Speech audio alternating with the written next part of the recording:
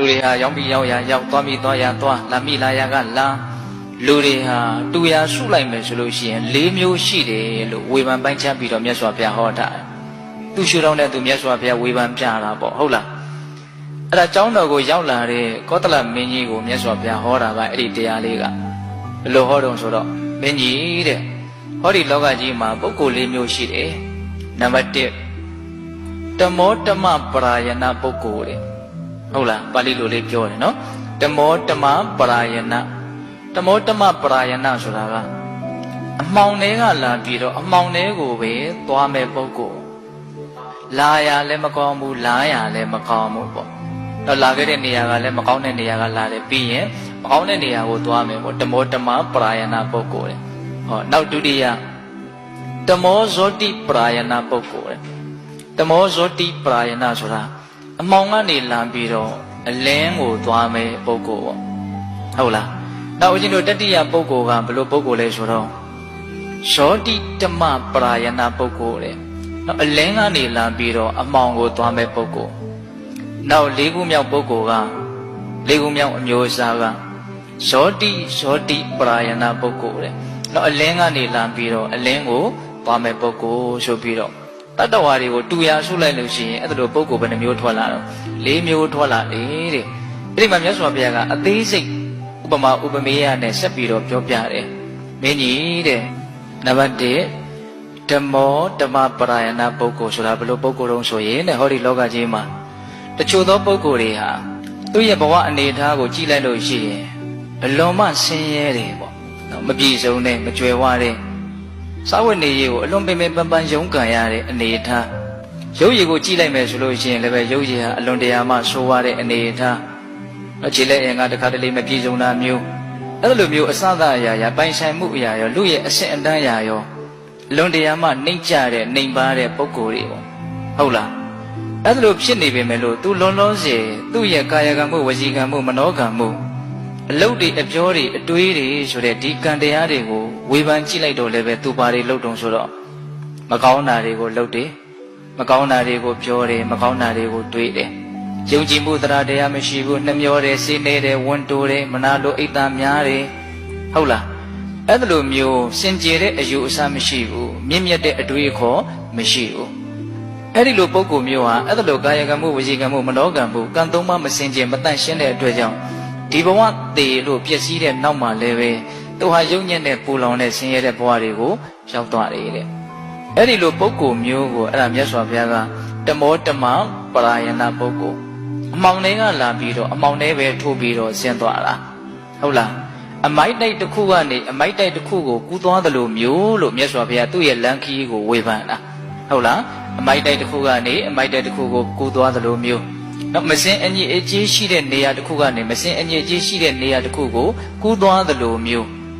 အမှောင်တွေကလာပြီးတော့အမှောင်တွေကိုရောက်သွားတာဒါကိုတမောတမပရာယနာပုဂ္ဂိုလ်တဲ့ဒီလိုပုဂ္ဂိုလ်မျိုးတွေလောကကြီးမှာအများကြီးမရှိဘူးလားရှိတယ်နော်အေးနောက်ဦးဇင်းတို့ဒုတိယတမောဇောတိပရာယနာပုဂ္ဂိုလ်နောက်အမှောင်ကလာပြီးတော့အလင်းကိုသွားတာအဲ့ဒီလိုပုဂ္ဂိုလ်မျိုးဆိုတာကဘာကိုရည်ရွယ်ပြီးတော့ပြောတာတော့ဆိုတော့ဟောဒီလောကကြီးမှာချိုးသောပုဂ္ဂိုလ်တွေဟာတဲ့သူတို့ရဲ့ဘဝအနေအထားကိုကြည့်လိုက်ရင်စောစောကပြောခဲ့သလိုနောက်ပိုင်ဆိုင်မှုအရာကြည့်မယ်ဆိုရင်လည်းပဲအလွန်တရာမှနွမ်းပါတယ်လူရဲ့အစဉ်အတန်းအရကြည့်မယ်ဆိုရင်လည်းပဲအလွန်တရာမှချို့တဲ့တယ်ပေါ့အစားအရာမပြည့်စုံဘူးဟုတ်လားဒါပေမဲ့လို့သူကနားလည်မှုရှိတယ်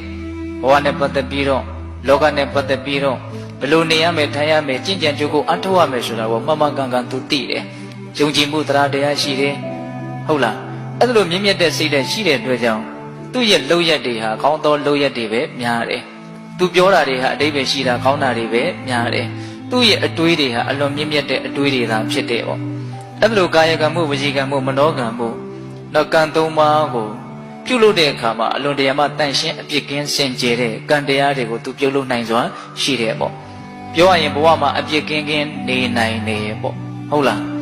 နောက်ရှိအကြောင်းကံမလှလို့နွမ်းပါပေမဲ့လို့နှိမ်ပါပေမဲ့လို့လောလောဆယ်သူဒီဘဝမှာကောင်းအောင်နေနိုင်တယ်ပြောနိုင်တယ်တွေးနိုင်တယ်ပေါ့အဲ့ဒီလိုပုဂ္ဂိုလ်မျိုးဟာသိလို့ရှိရင်မြင့်မြတ်တဲ့ဖြူရှင်တဲ့ကောင်းမွန်တဲ့ဘဝတွေကိုရောက်နိုင်တယ်ပေါ့ အဲ့ဒီလိုပုဂ္ဂိုလ်မျိုးကိုအဲ့ဒါမြတ်စွာဘုရားကတမောဇောတိပရာယနာ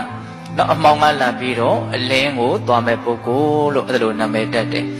ဥပမာဘာနဲ့တူတုံးဆိုလို့ရှိရင်တဲ့မြေကြီးကနေပြီးတော့ပလင်မော်ကိုတက်တယ်တဲ့ပလင်မော်ကနေပြီးတော့မြင်းကြောကုန်းပေါ်ကိုတက်တယ်တဲ့မြင်းကြောကုန်းကနေရှင်ကြောကုန်းပေါ်ကိုတက်တယ်ရှင်ကြောကုန်းပေါ်ကနေပြီးတော့ပြတ်သက်ထက်ကိုတက်သွားတယ်တဲ့ကိုယ့်ရဲ့ဘဝကို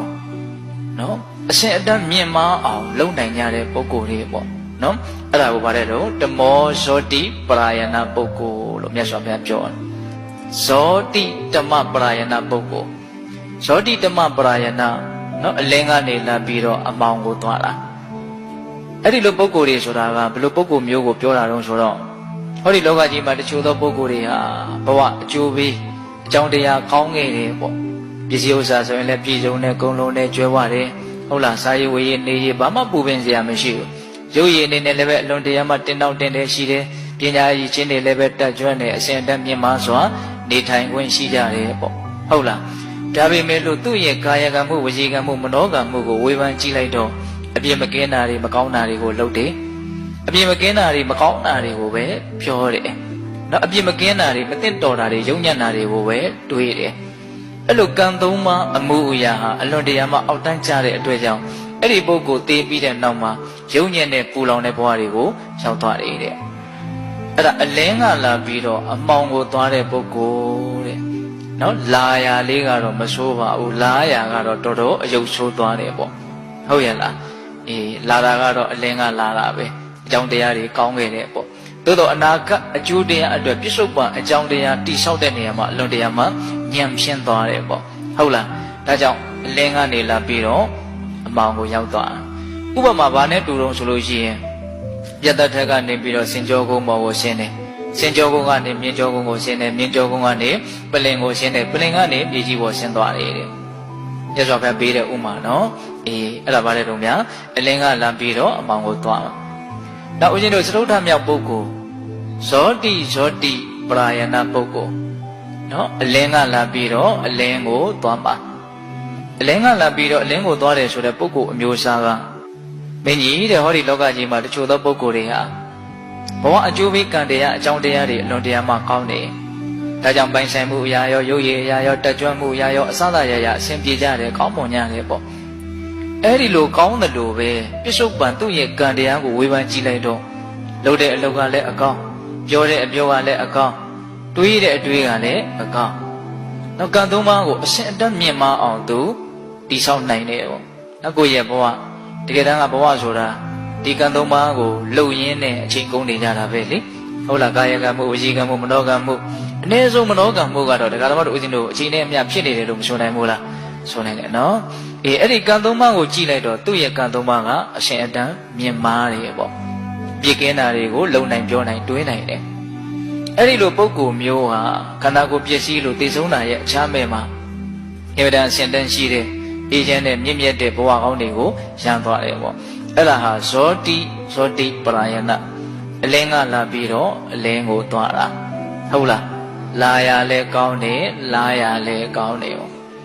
နော်ဥပမာဘာနဲ့တူတုံးဆိုလို့ရှိရင်လေပလင်တစ်ခုကနေပလင်တစ်ခုကိုပြောင်းသွားသလိုမျိုးမြင်းကြောကုန်းကနေမြင်းကြောကုန်းကိုပြောင်းသလိုမျိုးဆင်ကြောကုန်းကနေဆင်ကြောကုန်းကိုပြောင်းသလိုမျိုးပြတ်သက်တစ်ခုကနေပြတ်သက်တစ်ခုကိုပြောင်းသွားသလိုမျိုးလို့မြတ်စွာဘုရားဟော